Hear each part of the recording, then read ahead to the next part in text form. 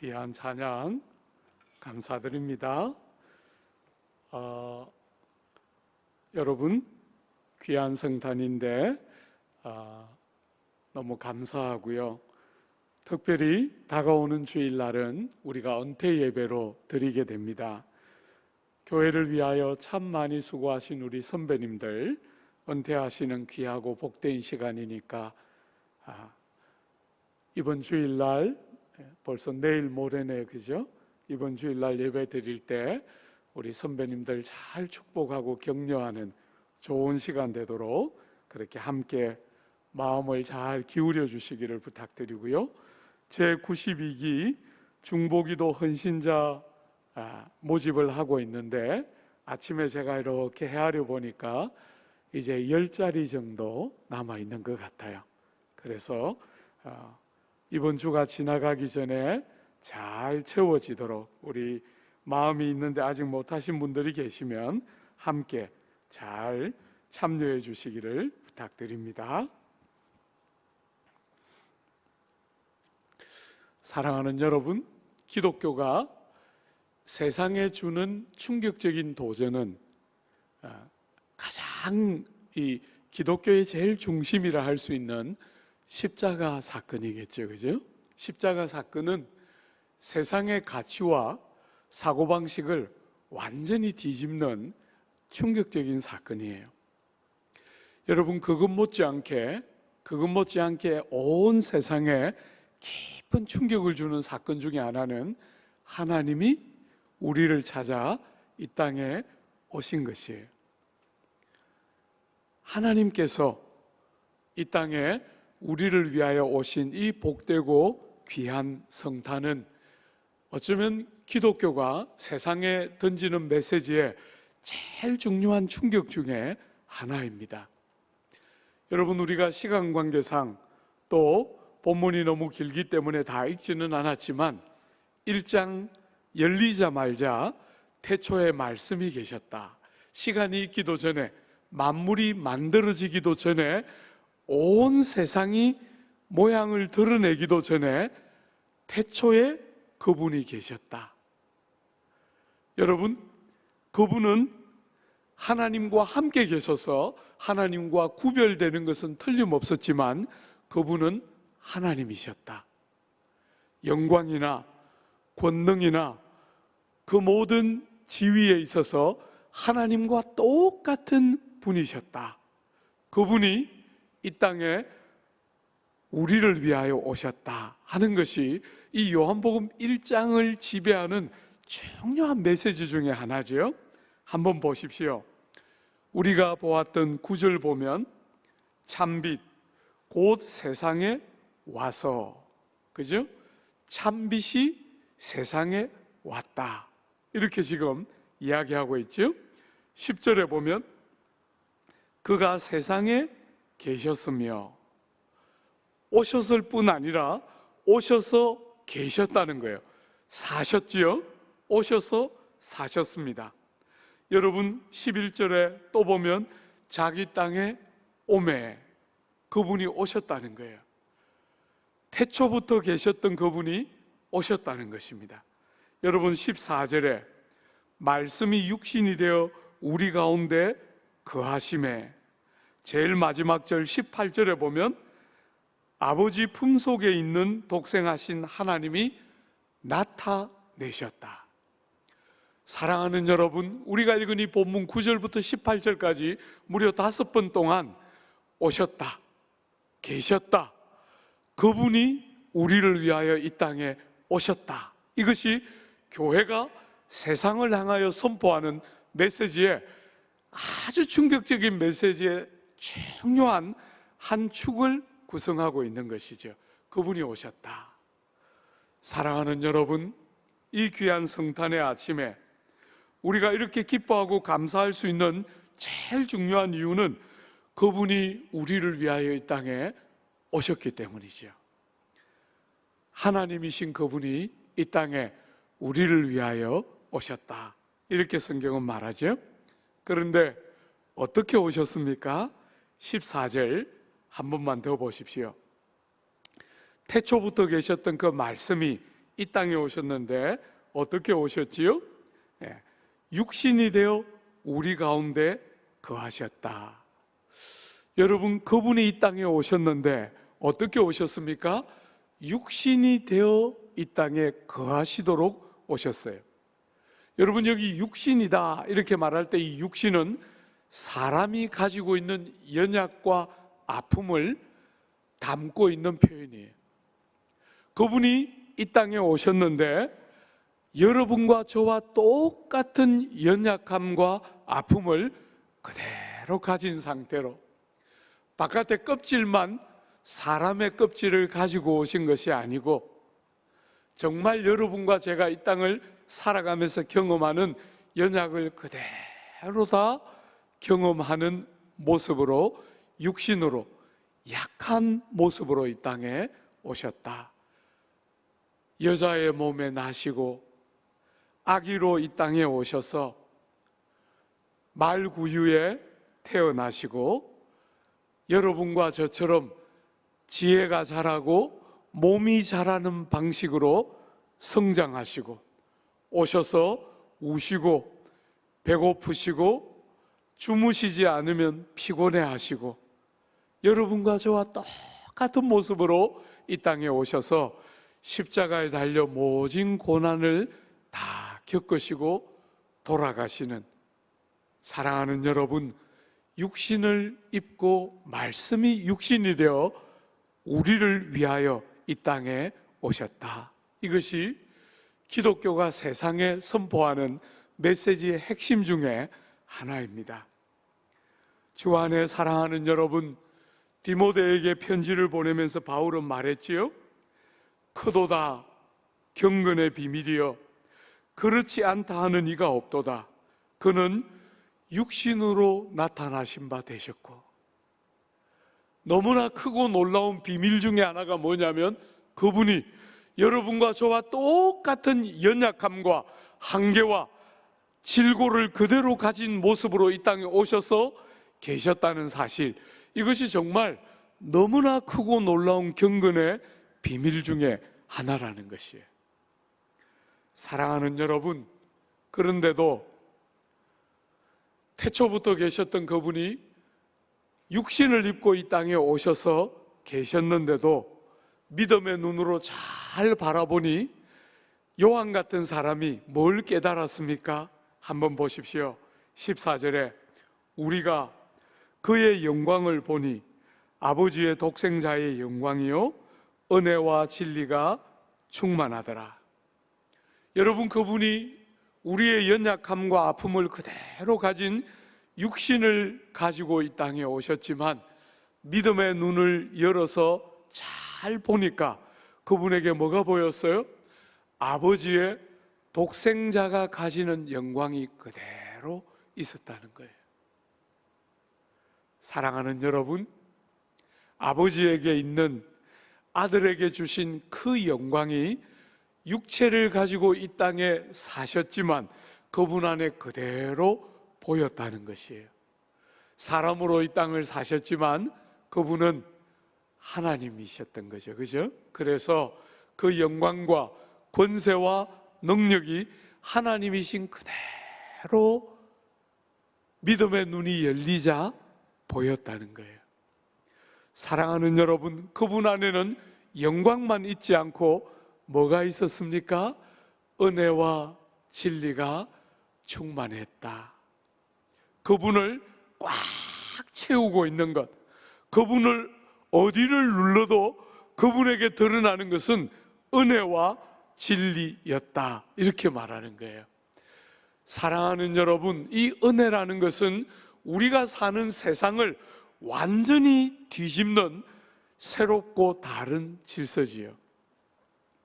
우리가 사는 이 세상의 질서는 모든 것이 조건입니다. 공로입니다. 능력입니다. 기여입니다. 그죠? 모든 것이 그것을 근거로 사람을 평가해요.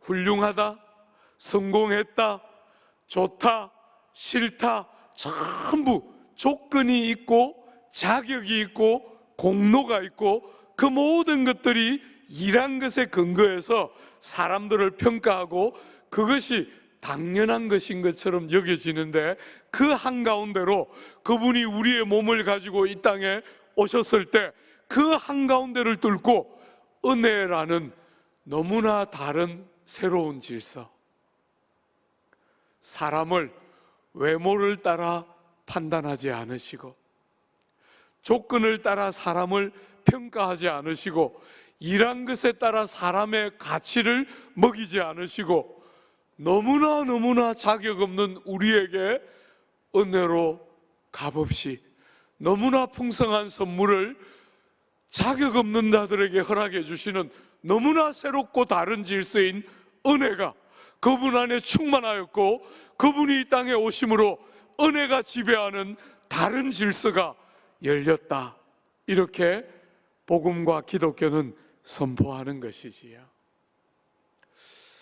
사랑하는 여러분, 저는 나이를 조금씩 먹고 복음을 조금씩 깨달아가면 깨달아갈수록 세상이 정당화시켜 놓은 이 세상의 능력과 자격과 조건에 따라 사람을 대우하는 이 질서가 얼마나 패역하고 얼마나 많은 눈물과 아픔을 가져오는지를 자꾸 보게 돼요.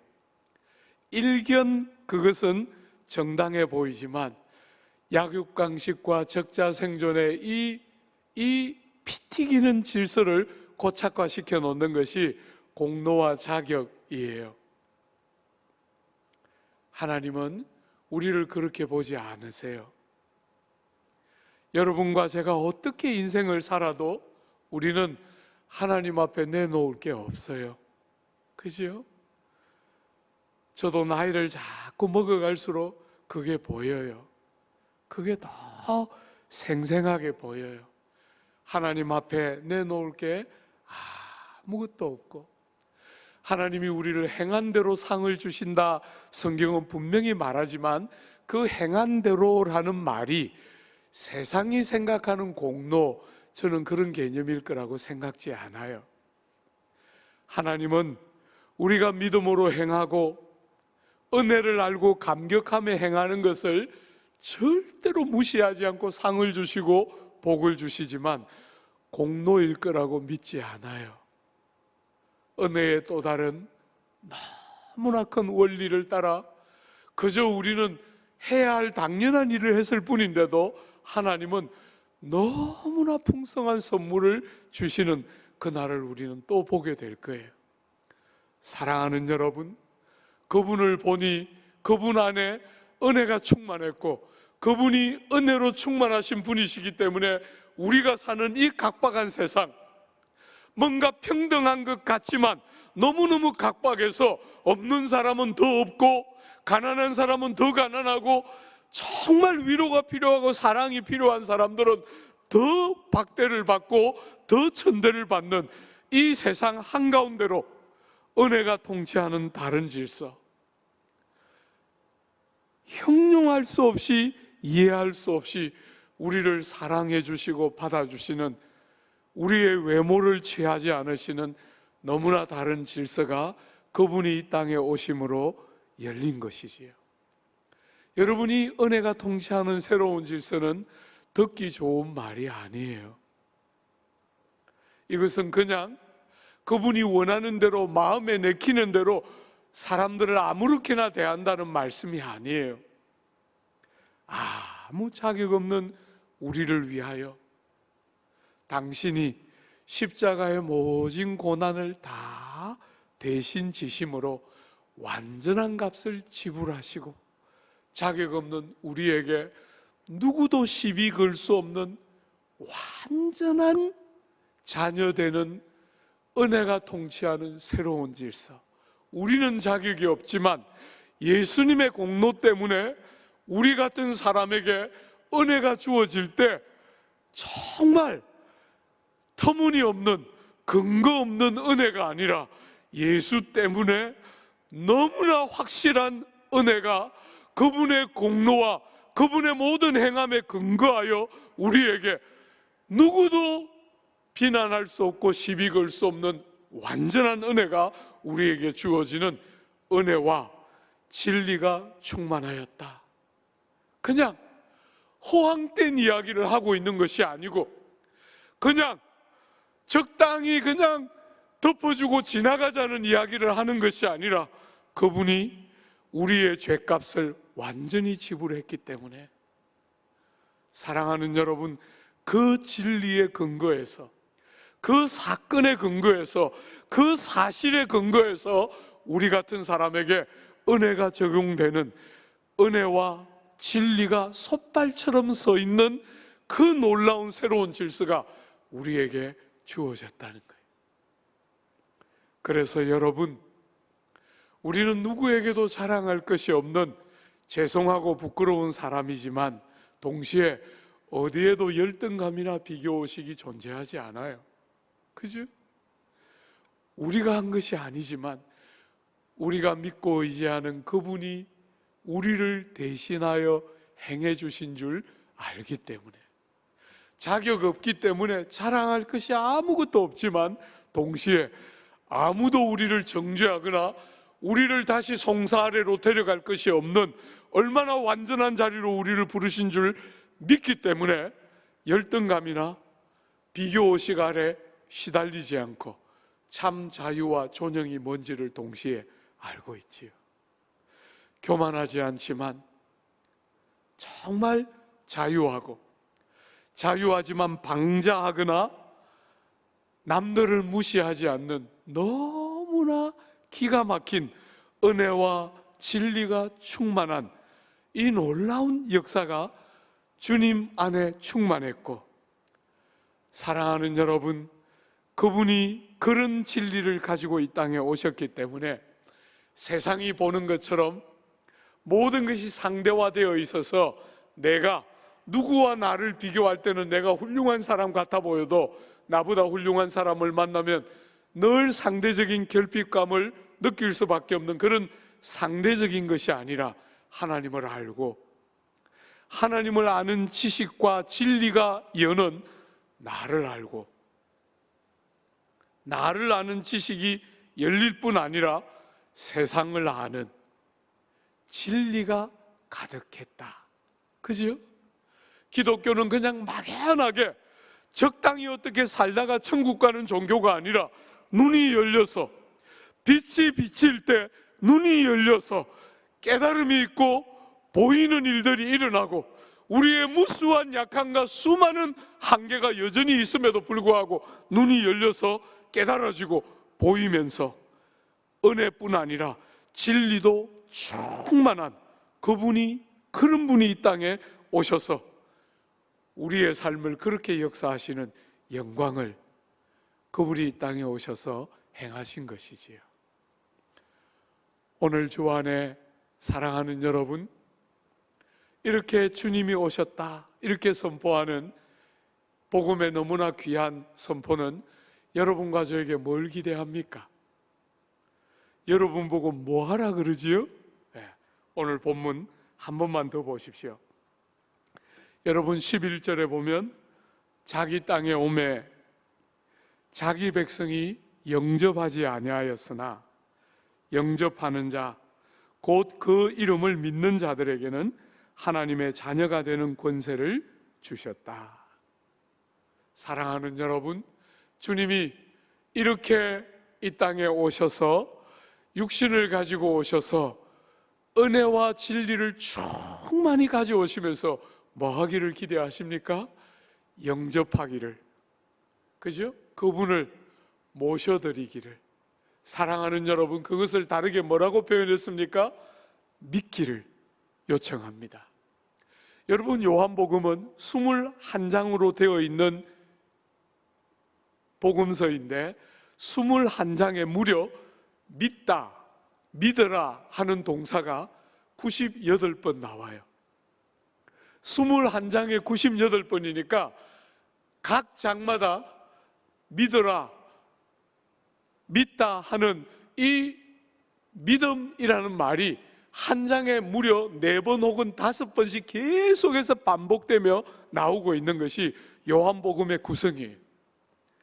사랑하는 여러분, 요한이 이 요한복음을 쓰면서 왜 요한복음을 썼는지 요한복음 20장에 21장이 마쳐지는데 제일 마치기 전에 20장에 이렇게 기록해 놓았죠. 오직 이것을 기록함은 너희로 예수께서 하나님의 아들 그리스도이심을 믿게 하려 함이요 또 너희로 믿고 그 이름을 힘입어 생명을 얻게 하려 함이라. 여러분, 요한이 요한복음을 쓴 이유는 예수를 믿게 하기 위함이라는 거예요. 믿어서 생명을 얻게 하기 위함이라는 거예요. 여러분, 이렇게 한번 말해 볼까요? 머리를 끄덕이고 동의하고 지나가지 말고 믿어서 여러분을 그분에게 온전히 의탁하고 그분을 온전히 신뢰하는 믿음을 주님은 촉구하고 기대하고 있다는 거예요. 오늘 얼마나 많은 사람들이 머리로 동의하고 고개를 끄덕이고 지나감, 믿음으로 반응하지 않고 그 들은 진리와 끄덕이는 진리 앞에 자기의 삶을 걸지 않고 의탁하지 않고 그냥 동의하고 머리를 끄덕이는 것이 신앙생활이라고 생각하는데 그게 아니고 그분의 그 귀한 진리의 말씀을 듣고 여러분의 생을 그분에게 의탁하고 여러분의 삶을 그분을 신뢰하며 살아가는 그런 믿기를 촉구하고 있는 거예요. 얼마나 많은 사람들이 목사님, 세상은 다릅니다. 세상은 믿음이라고 말하지 않고 능력, 실력, 경쟁, 상대적인 우위라고 말하기 때문에 믿음으로 살 수 없습니다. 너무나 많은 사람들이 그렇게 말하지만 성경은 믿기를 촉구하고 있어요. 주 안에 사랑하는 여러분, 이 말을 오늘 본문은 뭐라고 말했지요? 그분을 영접해 드리는 것, 모셔드리는 것, 이렇게 말했어요. 여러분, 손님을 영접하는 것 생각해 보면 쉽겠지요? 손님이 여러분의 문 밖에서 문을 두드리는데 손님을 문 밖에 세워주지 않고 문을 열고 여러분의 집 안으로 모셔드리는 것처럼 예수님을 여러분의 삶의 가장 중심 자리, 여러분의 삶의 가장 우선되는 자리, 여러분의 삶의 가장 핵심 자리에 그분을 모셔드리는 것이에요. 모시기는 모시는데 사랑하는 여러분, 저 한쪽 구퉁이에, 저 한쪽 구퉁이에 계신지 아니 계신지 도무지 보이지도 않는 그 어떤 자리에 그분을 모시는 것이 아니고 여러분들의 삶의 제일 중요한 자리, 사랑하는 여러분, 저는 지난 한 3, 4주 동안 새벽마다 이렇게 기도할 때 하나님 앞에 참 많은 죄가 보이고 허물이 자꾸 드러나 보이니까 하나님 앞에 제가 자주 이렇게 기도해요. 하나님, 저에게 필요한 것은 이런 행실 하나를 고치고 저런 행실 하나를 바꾸는 것이 아니고 저는 심장 수술이 필요한 사람입니다. 저에게 지금 변해돼야 될 부분은 다른 게 아니고 심장이 지금 주님의 심장으로 심장이 바뀌는 것이 저의 변화의 핵심이지, 저는 이런 행실 하나와 저런 나쁜 버릇 하나를 고치는 것이 제 문제의 핵심이 아니고 심장을 송두리째 빼내서 주님의 심장으로 바꾸지 않으면 저는 도저히 불가능한 인생입니다 하는 것이 너무너무 많이 보여요. 주 안에 사랑하는 여러분, 하나님, 저는 핫서저리가 필요한 죄인입니다. 주 안에 사랑하는 여러분, 주님을 모셔드렸는데 신앙생활과 관련한 일부를 맡겨드리는 것이 아니고 여러분의 가정생활, 여러분의 일터, 사랑하는 자녀 양육, 여러분의 미래에 대한 염려까지 다 그분께 의탁하고 그분을 모셔드리되 여러분의 삶의 제일 중요한 자리에 모셔서 영접하는 그것을 주님은 기대하고 원하는 것이지요. 저는 조국교회 성도들의 삶이 주님을 모셔드리기는 모셔드렸는데 너무 변두리의 한쪽에 모셔드리고 사는 것은 아닌가 생각해요. 사랑하는 여러분, 그렇게 하면 안 됩니다. 그렇게 하지 마십시오. 여러분의 심장을 그분의 심장으로 바꾸고, 여러분의 삶의 제일 중심에 그분이 계시고, 여러분의 인생의 제일 중요한 자리에 그분이 계시면서 여러분을 이끌어 가시고, 여러분을 다스려 가시고, 여러분의 삶을 주관해 가시는 것이 우리의 신앙생활의 핵심이에요. 교회를 오는 것이 전부가 아닙니다.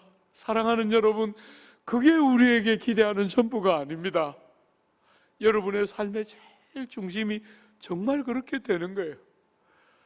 여러분에게 너무 죄송하지만 목사인 저도 너무 안 바뀌어요. 너무 안 바뀌어서 얼마나 마음 아픈지 모르겠어요. 사랑하는 여러분, 그냥 신앙생활을 형식적으로 하지 않고 우리를 위하여 이 땅에 오신 예수님을 모셔서, 여러분 마음의 제일 중심자리에 모셔서 그분이 여러분의 인생을 이끌어 가시고 다스려 가시도록 주님을 모셔드리기를, 영접하기를 촉구하고 있는 것이지. 사랑하는 여러분, 주님을 여러분이 모셔드릴 때 어떤 일이 일어납니까? 13절 한번 보십시오. 이는 혈통으로나 육정으로나 사람의 뜻으로 나지 아니하고 오직 하나님께로부터 난 자들이니라. 여러분과 제가 주님을 우리 삶의 제일 중심자리에 모셔드리고 믿을 때 우리는 정말 하나님으로 말미암아 거듭난 자가 됩니다. 여러분이 다 경험하는 것처럼 한순간에 완전히 완전해지는 것은 아니지만 완전한 새로운 출생이 일어나서, 그죠? 여전히 우리 인생에 많은 약점과 한계를 갖고 살지만 완전한 새로운 출발이 열려서 어떤 일이 일어납니까? 여러분 16절 한번 보십시오. 우리가 다 그의 충만한 데서 받으니 은혜 위에 은혜로라. 사랑하는 여러분, 세월이 갈수록 그분에게 가득한 것으로부터 우리가 받아요. 그죠? 그분에게 가득한 것으로부터 우리가 받기 때문에 자격 없는 우리가, 텅 비어있는 우리가 그분의 가득한 것으로부터 받아서 우리에게 어떤 일이 일어납니까? 은혜 위에 은혜가 더하여지게 됩니다. 주 안에 사랑하는 여러분, 은혜를 꼬리를 물고 우리의 삶에 찾아오고, 자격 없는데 너무나 많은 일을 한 것처럼 하나님이 복에 복을 더하시는 은혜 위에 은혜가 더해지는 다른 삶. 얼마나 노력해서, 얼마나 땀을 흘려서 이런 것을 이루었는데, 이렇게 말하는 것이 가득한 세상에 한 것이 아무것도 없고 한 것이라고는 해야 할 일을 했을 뿐인데, 은혜 위에 은혜를 더하여 주시는 하나님의 형용할 수 없는 보혈과 충만이 가득 드러나는 삶, 바로 그것이 주님을 모셔드린 하나님의 사람들의 삶의 특징이라는 거예요. 주 안에 사랑하는 여러분, 너무나 어수선한 오늘 같은 때, 경기도와 서울과 인천이 모여서 5인 이상 회집을 못한다라는 말을 들었을 때 간이 철렁 내려앉았어. 어떡하나? 그나마 20명이라도 모일 수 있었는데, 아이들 유아세례 주고 선배님들 은퇴식 할 수 있는데 생각했는데 5인 이상 못 모인다니까 철렁 내려앉았어. 참 기적같이 또 이렇게 모여서 참 이 귀한 절기를 이렇게 보내는데, 사랑하는 여러분, 이렇게 눌림과 이렇게 아픔이 많은 이 절기에 우리의 경험이 어떠하든지 아무 관계없이 믿음으로 주님이 우리의 마음 가장 중심으로 우리의 심장과 주님의 심장이 맞바꿔지는 놀라운 경험들이 일어나므로 우리의 삶에 사람으로가 아니라 하나님으로 가능한 은혜 위에 은혜가 더하여지는 형용할 수 없는 복됨이 충만한 귀한 성탄절기, 귀한 성탄의 기쁨이 여러분의 가정마다, 여러분 개인의 심령마다 회복되고 물 붓듯이 부어지는 복되고 귀한 은혜 많이 경험하는 여러분의 삶이 되시기를, 우리 귀한 남서울의 가족들이 다 되어주시기를 바라고 축복합니다.